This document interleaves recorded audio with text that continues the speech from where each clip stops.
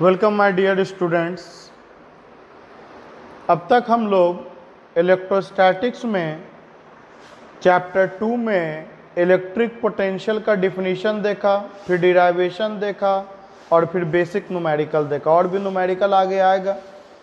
इससे पहले हम लोग आगे बढ़ें, एक और नया टॉपिक देखते हैं, electric potential energy. As I said, आप जितना बेहतर ढंग से इसका थ्योरी को पढ़िएगा, न्यूमेरिकल्स आपको समझने में और मुझे समझाने में उतना आसानी होगा। देखिए, जैसा आप लोग इलेक्ट्रिक पोटेंशियल का डिफिनीशन को पढ़ा था, बिल्कुल वैसा ही है। बस फर्क इसमें इतना है कि इलेक्ट्रिक पोटेंशियल में एक चार्ज को रखते थे और दूसरा चार्ज टेस्ट चार्ज होता था और उसको इन्फिनिटी से सर्टेन डिस्टेंस तक लाते थे इसके इलेक्ट्रिक फील्ड के प्रेजेंस में। मान लीजिए पॉजिटिव है तो इसका इलेक्ट्रिक फील्ड आउटवर्ड होगा इलेक्ट्रिक फील्ड। तो इलेक्ट्रिक पोटेंशियल एनर्जी में हम लोग टेस्ट चार्ज को ना लाकर किसी अनदर चार्ज को लेकर के आते हैं। तो किसी भी चार्ज को इन्फिनिटी से सर्टेन डिस्टेंस तक एक दूसरे चार्ज के मौजूदगी में लाने के दौरान जो वर्क डन होगा उसे ही हम लोग इलेक्ट्रोस्टैटिक पोटेंशियल एनर्जी कहते हैं, या इलेक्ट्रिक पोटेंशियल एनर्जी कहते हैं, या म्यूचुअल मतलब दोनों का पोटेंशियल एनर्जी कहते हैं। तो जस्ट लाइक पोटेंशियल का डिफिनीशन और डिराइवेशन कितना है जो आपके पहले वीडियो में देख चुके हैं आप लोग। क्या लिखा है मैंने? The amount of work done, कितना काम किया जाए, इन ब्रिंगिंग लाने में, वन चार्ज फ्रॉम इन्फिनिटी, किसी एक चार्ज को इन्फिनिटी से लाने में, टू ए सर्टेन डिस्टेंस, एक सर्टेन डिस्टेंस तक, in the presence of electric field of another charge, किसी दूसरे चार्ज के इलेक्ट्रिक फील्ड के मौजूदगी में, and that work done is known as mutual electrostatic potential energy. और आपको 11 में मैंने कॉन्सेप्ट दिया था कि वर्क डन इक्वल टू होता है चेंज इन पोटेंशियल एनर्जी। तो वर्क डन पोटेंशियल एनर्जी में चेंज मतलब final potential energy minus initial potential energy. तो W equal to potential energy at A minus potential energy at B, जिसका हम लोग अभी डिराइव आप, क्योंकि B पर पोटेंशियल एनर्जी 0 होगा, क्योंकि B पर आपको पता है कि इन्फिनिटी पर कोई इलेक्ट्रिक फील्ड नहीं होता है, तो कोई फोर्स नहीं होगा, तो कोई वर्क नहीं होगा, तो B पर पोटेंशियल एनर्जी 0 होगा। तो जब B पर 0 होगा तो work done equal to final potential energy at A हो जाएगा। और अभी हम डिराइवेशन करेंगे कि A पर पोटेंशियल एनर्जी निकल के आएगा 1/4 pi epsilon naught Q1 into Q2/R। जैसा कि आप देख सकते हैं कि दोनों चार्ज का रोल है, Q1 और Q2 दोनों का। पोटेंशियल एनर्जी एक स्केलर क्वांटिटी है और SI यूनिट जूल होगा। मतलब हमको पोटेंशियल एनर्जी निकालने के लिए अगेन एक टर्म है वर्क डन। हमें वर्क डन के बारे में सोचना होगा। वर्क डन क्या करेंगे, वर्डन कैसा वर्डन करेंगे? तो Q2 को हम लोग A पॉइंट पर लेकर के आएंगे और ये रास्ते पे डिपेंड नहीं करता है, याद रखिएगा। हम Q2 को या तो सीधे A पर लाएं या Q2 यहां मान करके A पर लाएं। तो याद रखिएगा कि इलेक्ट्रोस्टैटिक फोर्स जो होता है वो कंजर्वेटिव फोर्स होता है, इसका वर्क डन रास्ते पे डिपेंड नहीं करता है। तो अगर आप लोग एप्लीकेशन में इसको देख रहे हैं तो आप पॉज करके इसको लिख सकते हैं।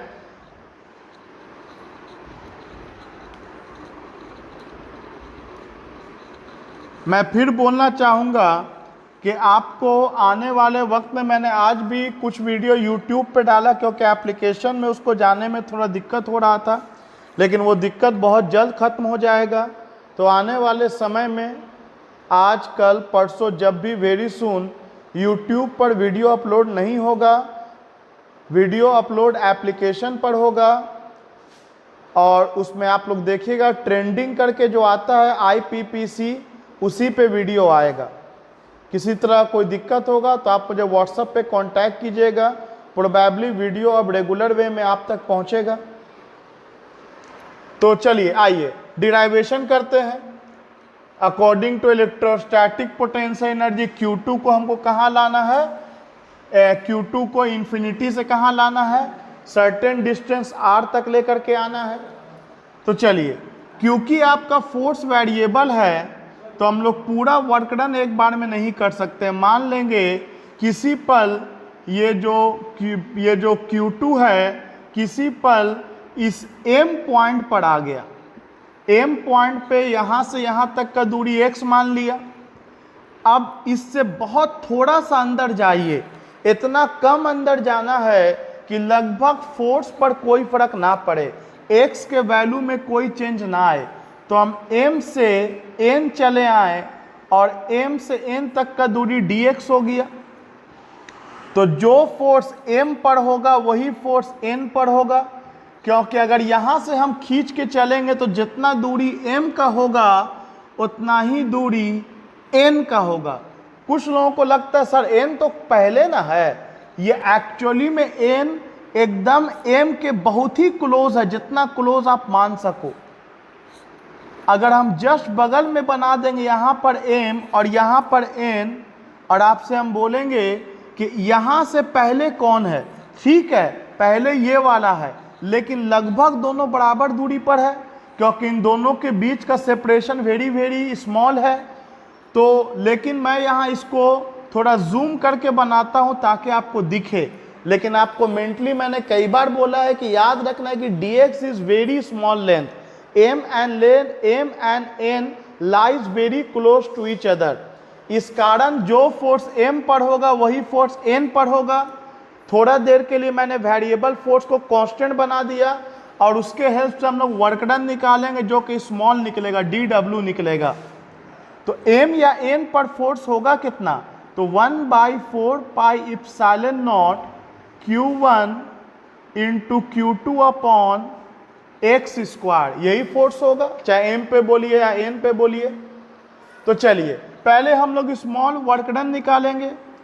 तो लिखेंगे हम लोग small amount of work done for small displacement dx। तो small amount of work done क्या हो जाएगा, dw, work done dot product होता है फोर्स का और डिस्प्लेसमेंट का, f dot dx, f dx cos. बताइए ये Q1 Q2 को क्या कर रहा होगा, तो Q1 Q2 को इस तरफ रिपेल करेगा, इधर फोर्स लगेगा। और डिस्प्लेसमेंट कहाँ हो रहा है, तो डिस्प्लेसमेंट अंदर हो रहा है। तो ये दोनों एक दूसरे के एंटी पैरेलल है, तो कॉस 180 डिग्री हो जाएगा। तो माइनस एफ डी एक्स। और जैसा कि हम लोग फोर्स जानते हैं, देखिए इसको बेहतर ढंग से पूरा total derivation line by line बेहतर लैंग्वेज में आपको ऑलरेडी पीडीएफ फाइल में नोट्स प्रोवाइड किया जा चुका है एप्लीकेशन में। तो मैं थोड़ा सा शॉर्ट करके लिख रहा हूँ क्योंकि वीडियो अपलोड करना होता है, कम समय में ज़्यादा कंटेंट आ जाए वो बेहतर है, लेकिन इतना कम से कम आना चाहिए कि आपको समझ में पूरा आए। तो f के जगह पे मैंने क्या लिख दिया, 1/4 pi epsilon naught Q1 Q2 by X square into D x. वैसे भी ये दूसरी बार डिराइवेशन है सेम चीज़ का। तो कितना हो जाएगा इसको, 1/4 pi epsilon naught Q1 Q2 dx by X square. अब टोटल वर्क डन निकालने के लिए हम लोग क्या करेंगे, तो total work done in bringing Q2 from x equal to infinity to x equal to R, infinity से आर तक लाना है तो हम लोग इंटीग्रेशन करेंगे D W minus Q one Q two by 4 pi epsilon naught D X by X square. Infinity है initial और आर है फाइनल, तो डी डब्ल्यू का इंटीग्रेशन डब्ल्यू, तो minus Q one Q two by 4 pi epsilon not, और जैसा कि पहला वीडियो में आपको पोटेंशियल में डिराइवेशन में बताया, इसको सॉल्व करने पे -1/x आता है, तो मैं डायरेक्ट लिख दिया dx बाई एक्स स्क्वायर का इंटीग्रेशन -1/x। अब इसके बाद ये माइनस इंटू माइनस प्लस हो जाएगा और ये होगा Q1 Q2 by 4 pi epsilon not, और x के जगह पे आएगा 1/r minus 1/इंफिनिटी। Okay,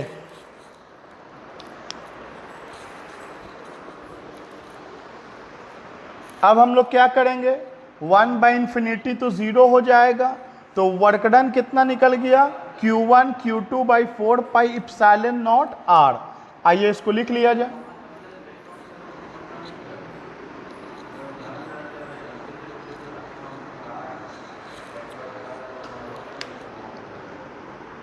W equal to 1/4 pi epsilon naught, उसके बाद Q1 Q2 और नीचे में क्या हुआ R।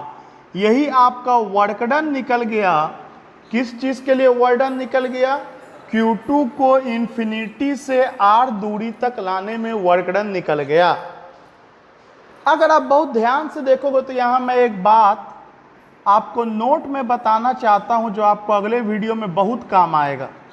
ध्यान दीजिएगा, वेरी इंपॉर्टेंट है।